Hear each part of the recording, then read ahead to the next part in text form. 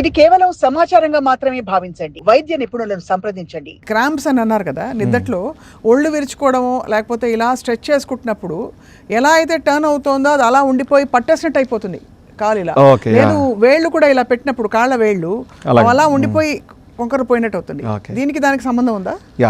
యూజువల్గా మీరు అనేది ఏంటంటే, ఒకటి మనకి కాల్షియం డెఫిషియన్సీ ఉన్నా, మెగ్నీషియం డెఫిషియన్సీ ఉన్నా, కొన్ని మన ఇంపార్టెంట్ బాడీలో కావాల్సిన మినరల్ డెఫిషియన్సీ ఉన్నా సరే ఈ మీరు అన్నవి ఎలా స్ట్రెచ్ చేసినప్పుడు అలా అవుతాయి. అలా కాకుండా ఈ వారికోజ్ వెయిన్స్ ఏమవుతుంది తెలుసా, జస్ట్ దాని అంతకంటే ఇలా పడుకుంటాము క్రాంప్స్ వచ్చేస్తాయి అనమాట. బికాస్ ఆఫ్ బ్లడ్ పూల్ అక్కడ ఉండిపోయి బ్లడ్ పైకి వెళ్లకుండా అక్కడ హెవీనెస్ ఉండి డే టైం అంతా మన పనులు చేసుకుంటాం వల్ల నైట్ టైం క్రాంప్స్ అనేవి పిక్కపట్టుకోవడం అనేది జరుగుతుంది. స్ట్రెచ్చింగ్ కాకుండా ఇర్రెస్పెక్ట్ ఆఫ్ స్ట్రెచ్చింగ్, అంటే స్ట్రెచ్చింగ్తో సంబంధం లేకుండా సడన్గా అలా పడుకుంటా నైట్ టైం క్రాంప్స్ వచ్చేస్తూ ఉంటాయి అనమాట. ఇవి రెగ్యులర్గా వారికోజ్ వెయిన్స్ చూస్తాము. మనం చాలా పూర్వం అయితే కింద కూర్చుని భోజనం చేసేవారు అందరూ. ఇప్పుడు ఒక 10 నిమిషాలు కింద కూర్చుని భోజనం చేస్తే కాళ్ళు బాగా తిమ్మిర్లెక్కిపోతాయి చాలా మందికి. ఇస్ ఇట్ అ కామన్ అంటే లైఫ్ స్టైల్ రిలేటెడ్ ఇంబ్యాలెన్స్ అంటారా ఇది, లేక స్పెసిఫికలీ రిలేటెడ్ టు మెడికల్ కండిషనా? అది specifically related to medical condition కాదండి. ఏమవుద్దంటే, ఇప్పుడు మా చిన్నప్పుడు చూసినట్టయితే కనుక మా ఇళ్లలో మేము కింద కూర్చొని భోజనం చేసి లేచి టక్కన వెళ్ళిపోయేవాళ్ళం అనమాట. ఆ లైఫ్ స్టైల్లో కింద కూర్చోవడం అలవాటు పోయిందండి అందరికీ. బాడీ అనేది అడ్జస్ట్ కాక ఏమవుతుందంటే, మనం కింద కూర్చోవటం వల్ల కదలకుండా అలా ఉండటం వల్ల ఒకటి రక్త సరఫరా అనేది, మనం కూర్చోవటం వల్ల మన కాలు బెండ్ అయినప్పుడు మన రక్తనాళాలు కూడా బెండ్ అవుతాయి. ఒకటి బ్లడ్ సర్క్యులేషన్ తగ్గటం వల్ల ఆ ఏరియా నమ్నెస్ అనేది వస్తుంది, తిమ్మిరి అనేది వస్తుంది. అది ఆబ్వియస్ కదా అండి, అలవాటు లేక బాడీ అలవాటు పడక. ఇప్పుడు అదంతా ఎందుకండి, ఇప్పుడు నైట్ టైం చాలా మంది అడుగుతారు, డాక్టర్ గారు ఇలా చెయ్యి ఇలా పక్కన పెట్టుకొని పడుకుంటే చెయ్యి తిమ్మిరి వచ్చిందని. ఏమీ లేదండి, ఎక్కడైతే మనం చెయ్యి ఫోల్డ్ చేస్తాం రక్తనాళం అక్కడ ఫోల్డ్ అయిపోయి బ్లడ్ సర్క్యులేషన్ తగ్గుతుంది.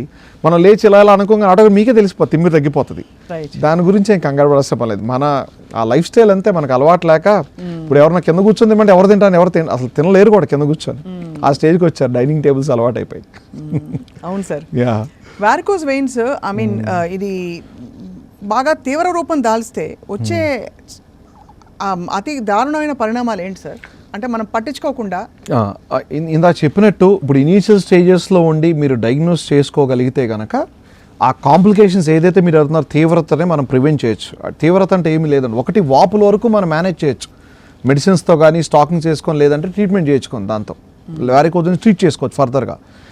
మనం ఆ వాపులు వచ్చిన తర్వాత నెక్స్ట్ స్టేజ్ నేను ఏదైతే చెప్పానో నలుపులు రావటం కానీ, గాయాలు అవటం కానీ, ఇవన్నీ just complications, unnecessary complications where you can avoid. Initial స్టేజెస్లో ట్రీట్మెంట్ చేయించుకుంటే ఈ నలుపులు గాయాలు ఇవన్నీ ప్రివెంట్ చేయొచ్చు.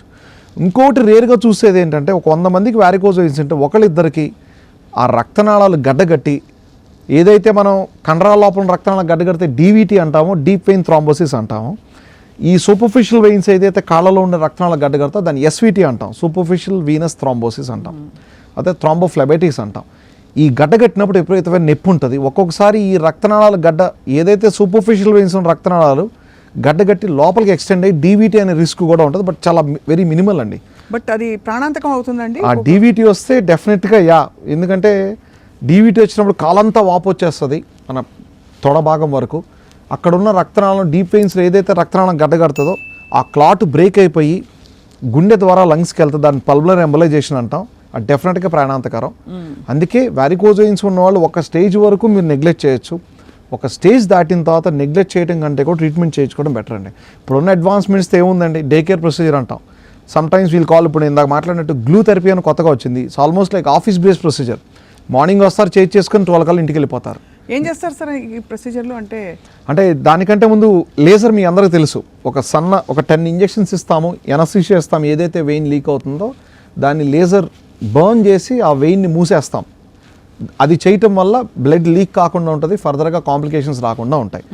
అదే కనుక గ్లూ థెరపీలో ఏమవుతుందంటే, ఒక సింగిల్ ఇంజెక్షన్ ద్వారా, గ్లూ అంటే ఏంటంటే గమ్, మనం టెర్మినాలజీ మాట్లాడితే గమ్ని ఆ వెయిన్లో పెట్టేసి క్లోజ్ చేసుకుంటూ వచ్చేస్తాం.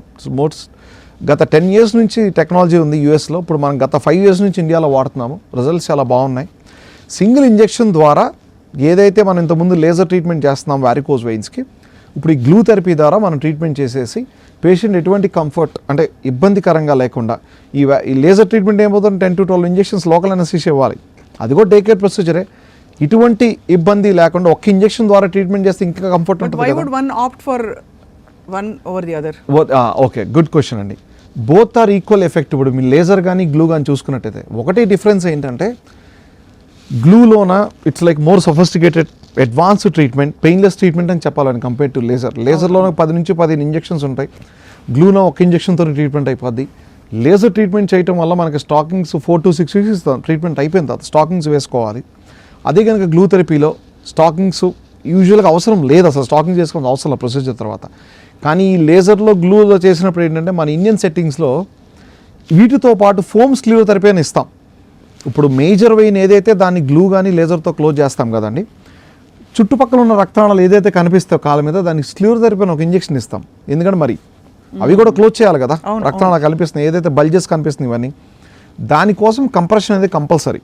అందుకే ఏంటంటే లేజర్ చేసినప్పుడు 6 weeks ఇస్తాం స్టాకింగ్స్, గ్లూ చేసినప్పుడు 2 weeks ఇస్తాం. స్టాకింగ్ శాతం అనేది ఆల్మోస్ట్ మీకు 2 weeks వేసుకుంటే సరిపోతుంది. రైట్. పోస్ట్ ప్రొసీజర్ ఇప్పుడు మనం ఏదైనా ఇంజెక్షన్ తీసుకుని నొప్పి ఉంటుంది కదా, అదే రకంగా లేజర్లో ఏంటంటే ఒక డిస్కంఫర్ట్ అనేది ఉంటుంది నెక్స్ట్ 2 to 3 days. అదే గ్లూలో ఎటువంటి ఇంజెక్షన్స్ ఏమో కాబట్టి ఆ డిస్కంఫర్ట్ అనేది అంటే ఇప్పుడు దాదాపు అందరూ వాస్కులర్ సర్జన్స్ దీన్ని అందుబాటులోకి తీసుకొచ్చారు. అందుబాటులో తీసుకొచ్చారు. But when it comes to procedure point of view little costly. Both are equal effective, both are good treatments. ఇంకొకటి మనం చూసుకోవాల్సింది ఏంటంటే గ్లూ థెరపీలో ఒకవేళ మనం డయామీటర్స్ అని నిన్న మాట్లాడుకున్నాం, ఏది డాప్లర్ టెస్ట్ చేయించుకుంటే కంపల్సరీ డయామీటర్స్ కొలత చూపించుకోవాలి. ఆ గ్రేట్ సఫ్నెస్ వెయిన్ ఏదైతే ట్రీట్ చేస్తున్నామో ఆ వెయిన్ డయామీటర్స్ తెలుసుకోవాలి. ఆ డయామీటర్స్ ఎక్కువ ఉన్నప్పుడు glue therapy is not a good option.